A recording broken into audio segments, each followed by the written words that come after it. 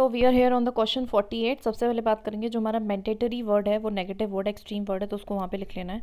Main जो keyword इसमें है that is a compensatory afforestation fund act. इसका मतलब है कंपनसेट कर रहे हैं किसी चीज़ से और हमने उसके लिए फंड बनाया, ठीक है। अब बेसिकली जो हमारे कंपनसेटरी जो भी फंड एक्ट है इसके थ्रू बेसिकली होता क्या है कि हम मैनेज करते हैं फंड कंपनसेटरी इफोरेस्टेशन के लिए। इसका मतलब क्या है, देखो यहाँ पे जो इफोरेस्टेशन कर रहे हैं उसका एक पर्पस है। क्या पर्पस है? जो कि फॉरेस्ट लैंड, जो कि फॉरेस्ट लैंड थी उसको हमने नॉन फॉरेस्ट एक्टिविटी के लिए यूज़ किया, तो उसको कंपनसेट करने के लिए सो दैट कि हमारा फॉरेस्ट कम ना हो, हम उतने ही इक्वलेंट एरिया पे नॉन फॉरेस्ट जो लैंड है वहाँ पे उसको ए फॉरेस्ट कर देंगे, वहाँ पे पेड़ पौधे उगा देंगे। तो ये इसका पर्पस है, पर्पस ऑफ ए फॉरेस्टेशन, ठीक है। कंपनसेटरी एफॉरेस्टेशन फंड एक्ट, ठीक है। और ये हमारा दोनों लेवल पे होता है, both at the state and the national level. तो इस चीज़ को लिख लेना, 2 पॉइंट है मेजर हम पढ़े, ठीक है। आगे देखिए, आगे हम देखेंगे तो हमारा जो फर्स्ट क्वेश्चन 49 है इसमें हमारी बहुत सारी की टर्म है। मेन है बायोमेडिकल वेस्ट रूल्स हैं, रिसाइकल प्लास्टिक रूल्स हैं, ई वेस्ट रूल्स हैं, food safety and standard regulations है, ठीक है। अब देखिए जो हमारा ई वेस्ट है, ठीक है, ई वेस्ट जो है वो इंट्रोड्यूस किया गया था। उसमें इंट्रोड्यूस किया गया था कंसेप्ट ऑफ, सबसे पहले देखिए ई वेस्ट होता है क्या, इलेक्ट्रॉनिक वेस्ट, मतलब जितने भी इलेक्ट्रॉनिक आइटम्स हैं सो उनका जो वेस्ट होता है उनसे रिगार्डिंग बात करें, ठीक है।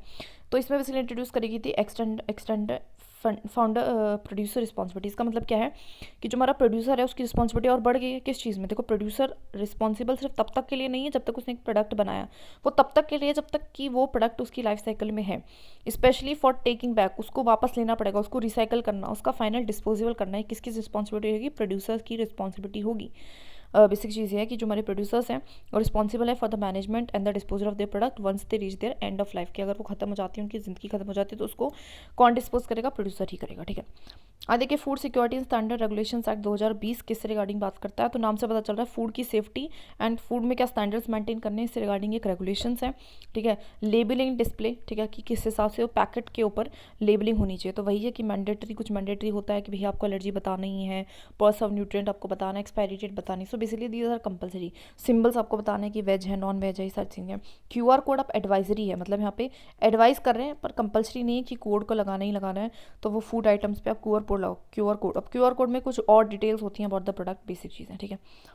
और देखिए अगर हम बात करें नेक्स्ट, तो that is a biomedical waste management rule 2016। तो बायोमेडिकल वेस्ट क्या है सबसे पहले ये समझते हैं। तो जो भी ह्यूमन एनिमल ऑन्टोमिकल वेस्ट है, ठीक है, जो भी ह्यूमन बॉडी का या एनिमल का कोई भी वेस्ट है, ठीक है, ऐसे मटेरियल जो कि हम हेल्थ केयर ट्रीटमेंट में यूज़ करें, सिरिंजेस हैं, निडल्स हैं, कुछ भी है, तो उसको हम किस तरीके से डिस्पोज करें, इस तरह उसको कैसे मैनेज करें।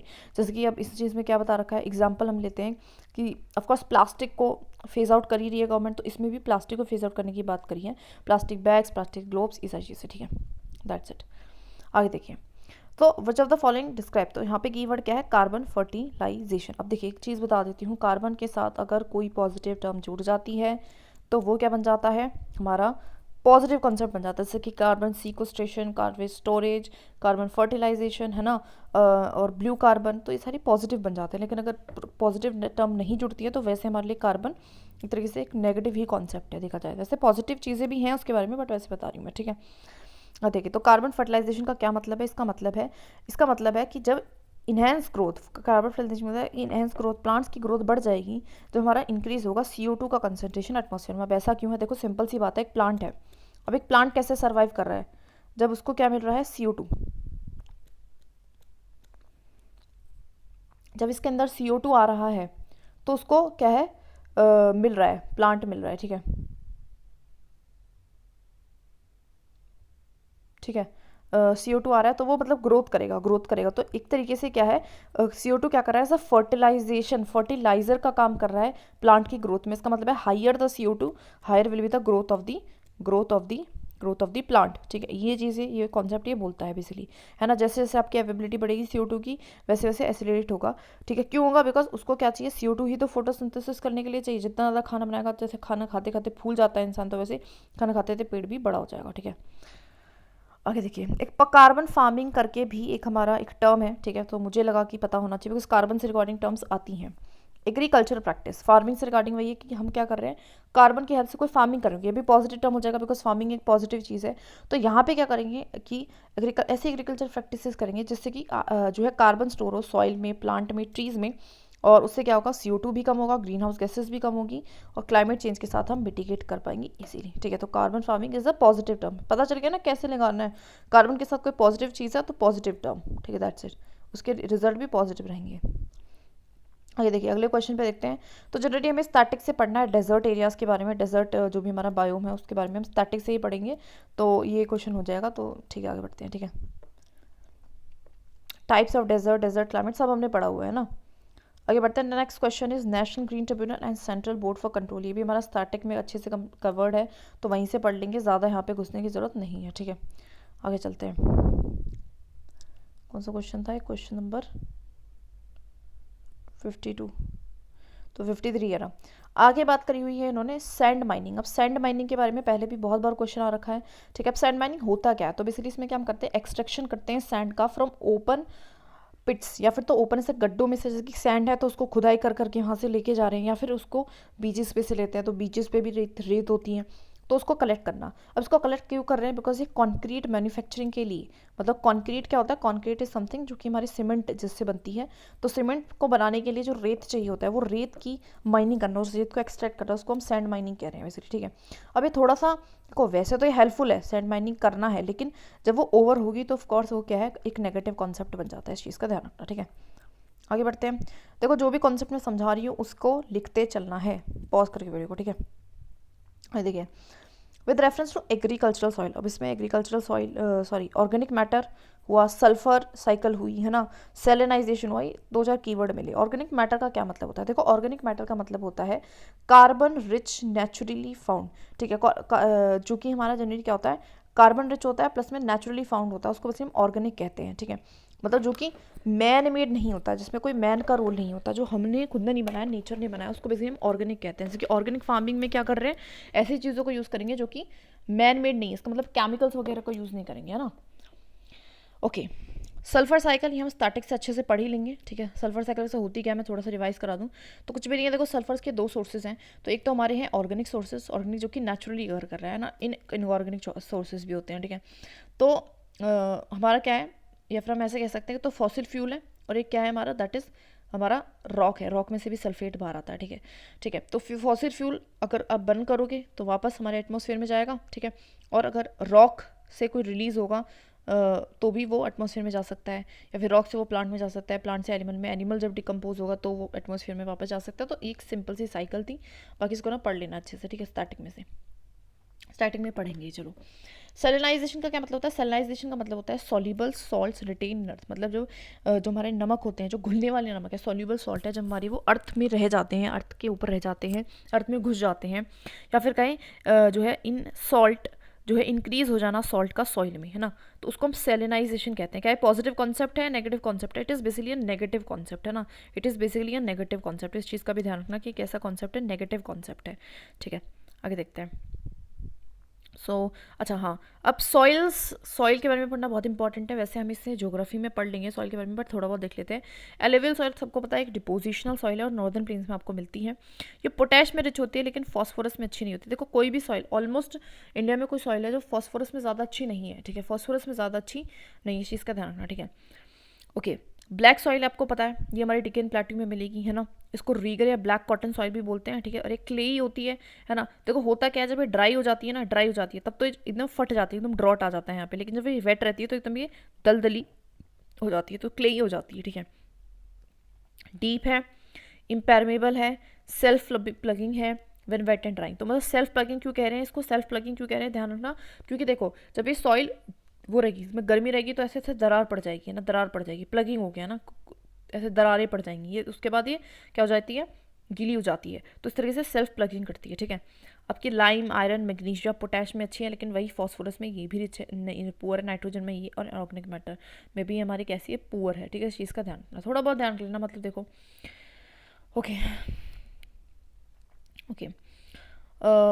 वाटर रिटेंशन कैसा है इसका, हाई है अगर इरिगेशन मिले, वरना नहीं भी है ना, ऐसा दोनों टाइप का। Red and alluvial, red and yellow soil, ठीक है। रेड एंड येलो सॉइल हमारी ये हमारे क्रिस्टलाइन इग्निशियस रॉक्स की वजह से ये वहाँ पे डेवलप हुई है, ठीक है।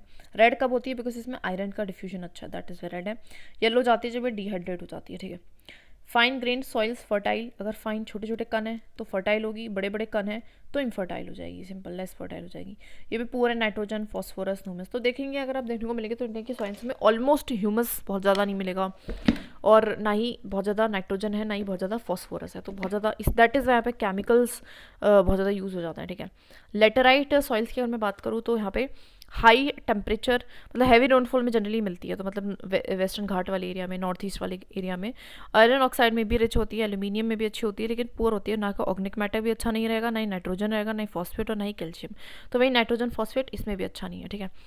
अगर बात के एरिड सॉइल, हमारी सैंडी सॉइल्स होती है तो ऑफकोर्स एरिड रीजन में होगी, है ना। और यहाँ पे फॉस्फेट ठीक रहेगा, तब ये सिर्फ और सिर्फ ये सॉइल है जहाँ पे फॉस्फेट ठीक है, बाकी ये भी मॉइस्चर इसमें नहीं, ह्यूमस इसमें नहीं, नाइट्रोजन इसमें नहीं है। सलाइन सॉइल्स मतलब जो इसमें बहुत ज़्यादा नमक होता है, ये भी arid semi arid region of the Rajasthan Gujarat में आपको मिलेगी। एंड बेसिकली हमारा यहाँ पे भी नाइट्रोजन एंड कैल्शियम नहीं होगा, ठीक है। तो देखो आप देखने को मिलेगा कि नाइट्रोजन तो बहुत ही कम है सॉइल्स में, फॉस्फोरस भी कमी है, ठीक है। फॉरेस्ट सॉइल्स की अगर मैं बात करूँ तो हमारी देखो ये सॉइल कैसी रहती है, देखो जब वैलीज़ में तो लूमी रहती है, लेकिन कोर्स ग्रीन रहती है, ऊपर थोड़ी मोटी मोटी रहती है ना, इस तरीके की।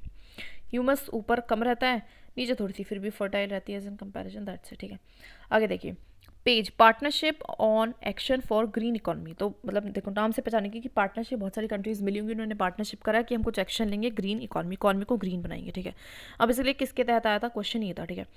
अब यहाँ पे देखो सबसे पहले कुछ 3 चीज़ें इसमें सस्टेनेबल डेवलपमेंट के बारे में दे रखी हैं, तो इनके बारे में ना हमें थोड़ा बहुत पता होना चाहिए कि सस्टेनेबल डेवलपमेंट के बारे में क्या क्या कहाँ पे हुआ है, ठीक है। तो सबसे पहले हमारा अर्थ समिट हुआ था सस्टेनेबल डेवलपमेंट 2002 में जॉन्सबर्ग में। कब हुआ था, earth summit on sustainable development 2002 Johannesburg. उसके बाद 2012 में यूनाइटेड नेशंस कॉन्फ्रेंस हुआ है सस्टेनेबल डेवलपमेंट रियो दो जनवरी में। एंड उसके बाद हमारा 2016 में सस्टेनेबल डेवलपमेंट वर्ल्ड समिट हुआ है हमारी न्यू दिल्ली में, ठीक है।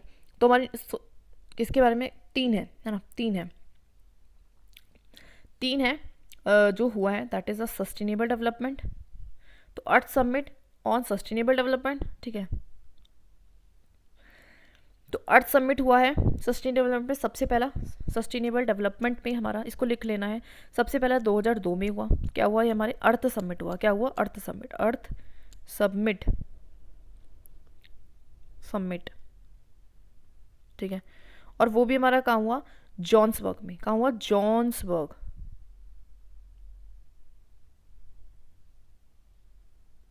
ठीक है। उसके बाद इफ वी सी, तो उसके बाद 2012 में जो है 2012 में हुआ, ठीक है। 2012 में हमारा दैट इज़ 2012 में क्या हुआ हमारा, सस्टेनेबल डेवलपमेंट। क्या हुआ हमारा, सस्टेनेबल डेवलपमेंट यूएन कॉन्फ्रेंस हुई,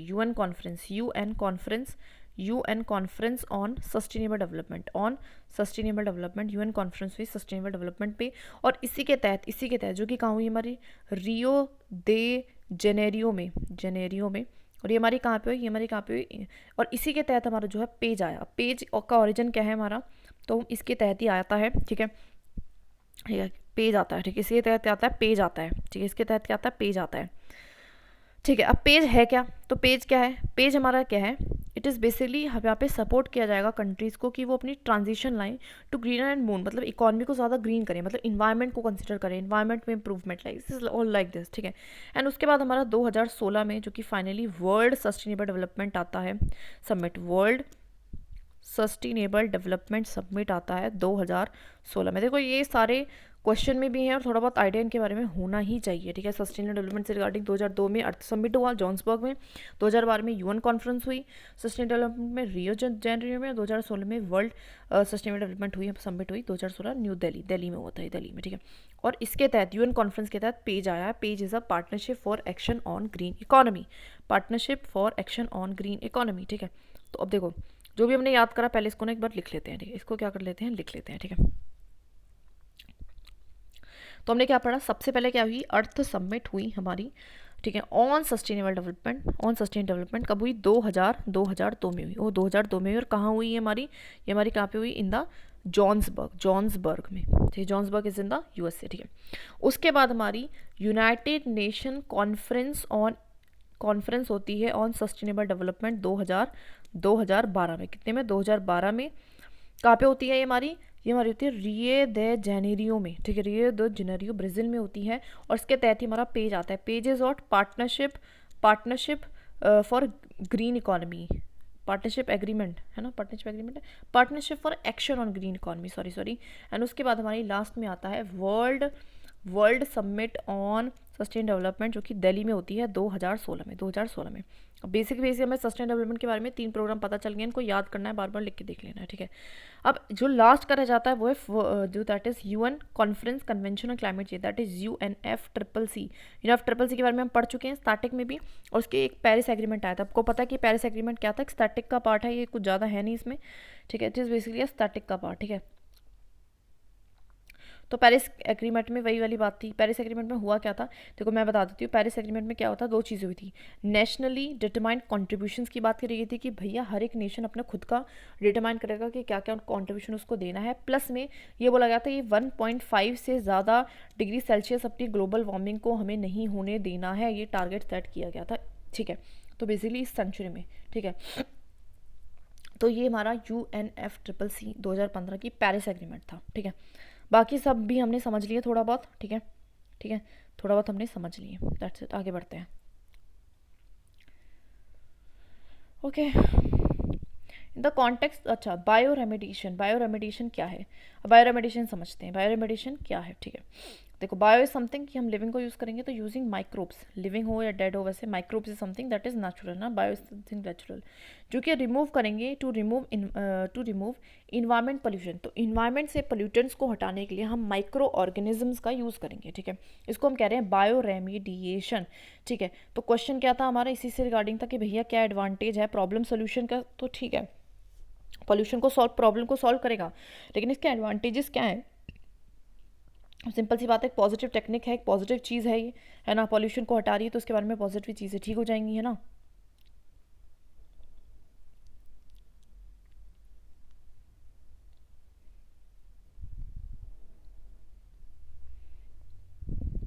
ठीक है, दैट इज इट। अब आगे देखिए, आगे क्या लिख रखा है, algal based biofuels. Algal based biofuels के बारे में दे रखा है क्या, it is possible to produce algal, तो हमें इतना नहीं जाना, हमें जानना कि एल्गी बेस्ड बायोफ्यूल्स क्या है। तो बायोफ्यूल्स में हम क्या कर रहे थे कि हम कुछ बायो प्रोडक्ट यूज़ कर रहे थे, क्रॉप्स वगैरह कुछ करके, और प्रोड्यूस कर रहे थे बायोफ्यूल्स, है ना। अब इसमें क्या करेंगे, इसमें हम क्या करेंगे, एल्गी को यूज़ करेंगे, एल्गी फ्यूल या एल्गी बायोफ्यूल या फिर एल्गल ऑयल भी हम इसको कहते हैं। तो इसमें क्या करेंगे हम, ऑल्टरनेटिव है हमारे लिक्विड फॉसिल फ्यूल्स का, ठीक है। इसकी जगह प्रैक्टिकल नहीं है आज के टाइम पे, हम इसके एस्पिरेशनल टारगेट है, मतलब कोशिश कर रहे हैं, इस पर रिसर्च चल रही है, लेकिन अभी ऐसा हो नहीं पाया, इस चीज़ का ध्यान रखना, ठीक है। मतलब रिसर्च इज गोइंग ऑन, ठीक है, बेसिक चीज़ थी, ठीक है। आगे देखिए, oxygen biological demand you know कि एक स्टैटिक का कॉन्सेप्ट है, और वहीं से पढ़ लेंगे, ठीक है। ओके ओके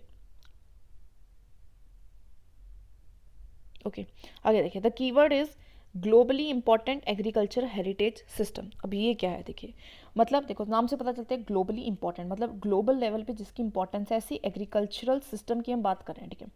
अब जो FAO है वो डेजिग्नेट करता है, वो हमारा डेजिग्नेट कर मतलब कोई मतलब एक तरीके से वो बताता है कि कौन सी ट्रेडिशनल एग्रीकल्चर प्रैक्टिसेस को GIAS to recognise and preserve the unique agriculture biodiversity landscape and traditional knowledge. तो कुछ ऐसी प्रैक्टिसेस हैं एग्रीकल्चर की जो कि बहुत ही अच्छी होंगी, है ना, अच्छी होंगी, जिनको ये हमारा FAO क्या है हमारा, that is a food and agriculture organisation है वर्ल्ड वाइड। तो उसको ये क्या करता है, रिकॉग्नाइज करता है, प्रिजर्व करता है हमारी कुछ unique agricultural biodiversity landscape and traditional knowledge को, कि इस हिसाब से एग्रीकल्चर पहले टाइम पे होती थी, उस नॉलेज को प्रिजर्व करना, ठीक है। तो दैट इज़ इट, ये चीज़ है, ठीक है। और फिर उसके बारे में कंजर्व करता है, प्रमोट करता है ट्रेडिशनल फार्मिंग प्रैक्टिसेस को बेसिक। तो ये मॉडर्न से रिगार्डिंग नहीं कर रहा है, ट्रेडिशनल ही देखता है, ठीक है। बस बेसिक सी यही चीज़ थी और कुछ नहीं थी।